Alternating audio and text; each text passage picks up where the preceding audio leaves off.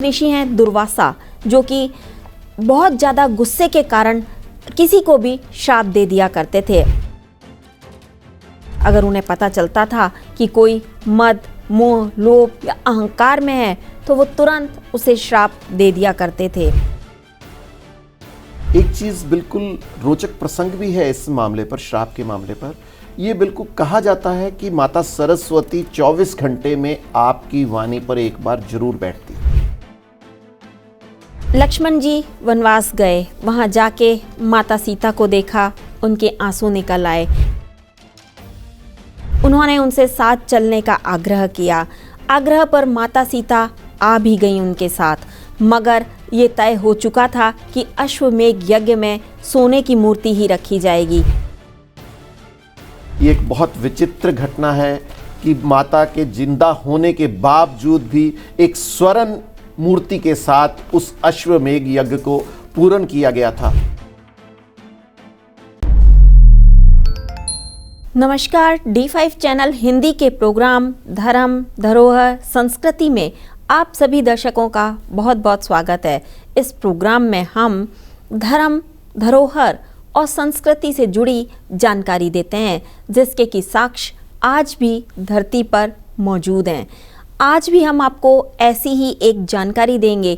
हमने पिछले एपिसोड में बात करी थी श्राप की। जो ऋषि मुनि हुआ करते थे वो सभी को श्राप दिया करते थे, चाहे वो कोई भी क्यों ना हो। ऐसे ही एक ऋषि हैं दुर्वासा, जो कि बहुत ज़्यादा गुस्से के कारण किसी को भी श्राप दे दिया करते थे। अगर उन्हें पता चलता था कि कोई मद, मोह, लोभ या अहंकार में है तो वो तुरंत उसे श्राप दे दिया करते थे। महर्षि दुर्वासा के श्राप के कारण एक ब्राह्मण अश्व बन गया था। जब महर्षि दुर्वासा ने श्राप दिया तो साथ के साथ उन्होंने इसको खत्म करने का रास्ता भी वो बताया करते थे। वो बताते थे कि आपका श्राप इस समय में, इस युग में, इस समय पूर्ण होगा। बिल्कुल सही मैम। श्राप देने का मकसद सिर्फ यही होता है कि हम इंसान को सही रास्ते पर ला सकें। और एक चीज़ बिल्कुल रोचक प्रसंग भी है इस मामले पर, श्राप के मामले पर। यह बिल्कुल कहा जाता है कि माता सरस्वती 24 घंटे में आपकी वाणी पर एक बार जरूर बैठती है। और यही कारण होता है, प्राचीन समय में अगर संत महात्मा, ऋषियों, मुनियों की बात करें हम, तो वो कई कई वर्ष तक तपस्या में लीन हो जाते थे और मौन धारण करते थे। जब माता सरस्वती प्रतिदिन आपकी वाणी पर एक बार बैठने का उनका चलन है, तो वो कई साल की जब तपस्या खुलती थी तब वह किसी को भी जो आशीर्वाद देते थे या फिर श्राप देते थे, वो पूर्ण सफल होना ही स्वाभाविक था। और यही कारण था कि महर्षि दुर्वासा, जो बहुत क्रोधित है, आपने अभी बताया, वो हमेशा क्रोध इसलिए करते थे कि इंसान को सही मार्ग पर ला सके, परंतु उनका क्रोधित रवैया ही लोगों को डर की भावना से भी समाहित करता था। और उन्होंने जब एक ब्राह्मण को श्राप दिया था तो उस श्राप का निवारण करने का भी उन्होंने जानकारी दी थी कि अगले जन्म में जब तुम अश्व बनोगे तब भगवान श्री राम, जो कि विष्णु जी के अवतार होंगे, और माता सीता, जो कि लक्ष्मी माता की अवतार होंगी, जब वो इस धरती पर अवतरित होंगे, जब उन दोनों का एक साथ स्पर्श मिलेगा तो तुम अश्व से एक बार फिर ब्राह्मण का रूप धारण कर लोगे। वैसे पुराने जमाने में अश्वमेध यज्ञ किया जाता था। जब राजा, ऋषि मुनि ये सब हुआ करते थे, उस समय में अश्वमेध यज्ञ होता था। अश्वमेध यज्ञ इसलिए किया जाता था कि कोई भी राजा अगर चक्रवर्ती बनना चाहता है तो वो एक यज्ञ करवाता था और उसमें एक घोड़े को छोड़ा जाता था जिसके गले में तख्ती लटकी होती थी, और जो कोई उस घोड़े को पकड़ लेता था उसे उस अश्वमेध कराने वाले राजा के साथ में युद्ध करना होता था। अगर युद्ध में अश्वमेध कराने वाला राजा जीत जाता था तो वो दूसरे राजा को अपने अधीन कर लेता था, उसका राजपाट, उसकी सभी चीज़ें अपने अधीन कर लेता था। बिल्कुल यही बातें, एक चीज़ और इसमें साथ बहुत अच्छी जुड़ती है मैम, कि भगवान राम ने इतना बड़ा युद्ध किया, माता सीता के हरण के बाद रावण को पराजित किया, वापस अयोध्या वापस लौटे, एक धोबी के कहने पर माता सीता को वनवास भी दे दिया।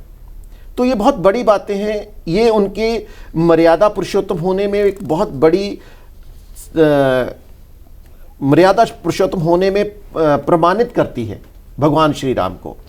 तो अश्वमेध यज्ञ तब पूर्ण होता है जब पति पत्नी यानी कि राजा और उनकी पत्नी अगर अश्वमेध यज्ञ को पूर्ण करेंगे तभी वो अश्वमेध यज्ञ पूर्ण होगा। और माता सीता तो जंगल में अपना प्रवास कर रही थी, तो अश्वमेध यज्ञ को पूर्ण करने के लिए भी एक समस्या बहुत बड़ी उत्पन्न हो चुकी थी। लक्ष्मण जी के कहने पर भगवान श्री राम ने अश्वमेध करने की बात तो स्वीकार कर ली थी, मगर उनके सामने चुनौती थी कि पत्नी की जगह पर किसको बिठाया जाए। ऐसे में आपस में जब सलाह मशवरा किया गया तो ये हुआ कि उस जगह पर सोने की मूर्ति को रखा जाएगा। माता सीता की जगह सोने की मूर्ति बना के उस यज्ञ को संपूर्ण किया जाएगा। परंतु इसमें एक चीज और बहुत हुई, ऋषि मुनियों ने कह तो दिया भगवान श्री राम को कि भी आप माता सीता की प्रतिमा को वहां स्थापित करें, स्वर्ण प्रतिमा को, परंतु सबसे बड़ी समस्या ये थी कि भी लक्ष्मण जी जो हमेशा क्रोधित बहुत जल्द हो जाते थे, तो लक्ष्मण जी को यह स्वीकार नहीं था कि भी माता सीता, जिनको वो भाभी भी कहते थे कि उनको माता का रूप ही उन्होंने सारे अपने जन्म में दिया, तो वो कैसे स्वीकार कर लेते कि भी माता के होते हुए एक स्वर्ण मंडित मूर्ति के साथ अश्वमेध यज्ञ को पूर्ण किया जाए। तो उन्होंने कहा कि आपकी सारी बातें स्वीकार है, परंतु मैं माता सीता को वापस लाऊंगा, तभी अश्वमेध यज्ञ पूर्ण होने में मैं अपना योगदान दूंगा। लक्ष्मण जी वनवास गए, वहां जाके माता सीता को देखा, उनके आंसू निकल आए। उन्होंने उनसे साथ चलने का आग्रह किया। आग्रह पर माता सीता आ भी गई उनके साथ, मगर ये तय हो चुका था कि अश्वमेध यज्ञ में सोने की मूर्ति ही रखी जाएगी। माता कैकेयी ने भी उन्हें गले से लगाया माता सीता को, मगर फिर भी अश्वमेध यज्ञ के समय मूर्ति सोने की ही रखी गई। बिल्कुल सही कहा आपने। ये एक बहुत विचित्र घटना है कि माता के जिंदा होने के बावजूद भी एक स्वर्ण मूर्ति के साथ उस अश्वमेध यज्ञ को पूर्ण किया गया था। और इसमें एक चीज और भी मैम सामने आती है, तो अश्वमेध यज्ञ को लवकुश ने ही, जो माता सीता के ही पुत्र और भगवान श्री राम के थे, तो उन्होंने ही उसको पकड़ा था। बिल्कुल। और सबसे खास बात थी, ठीक है उसमें बाद में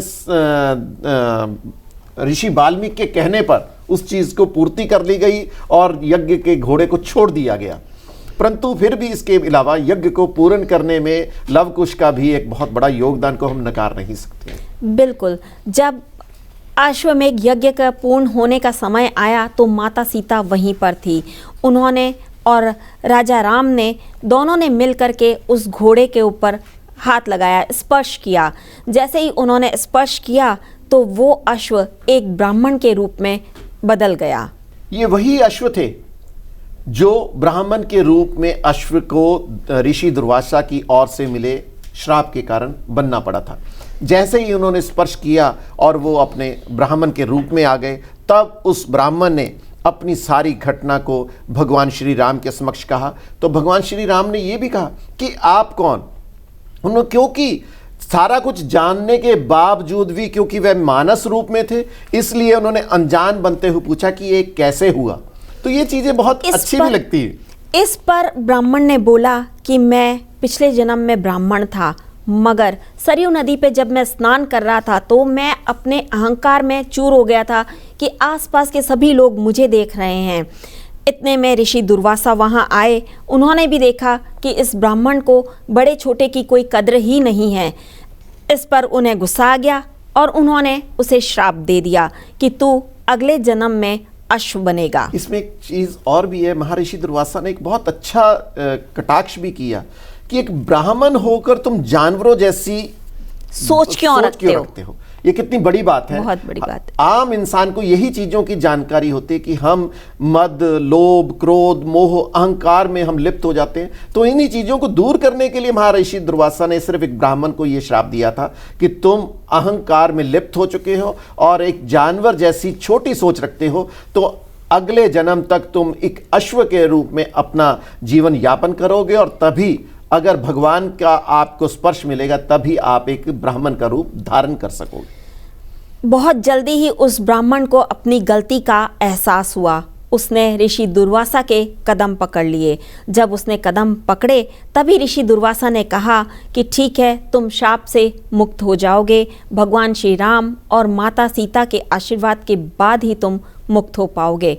ये थी पूरी कहानी।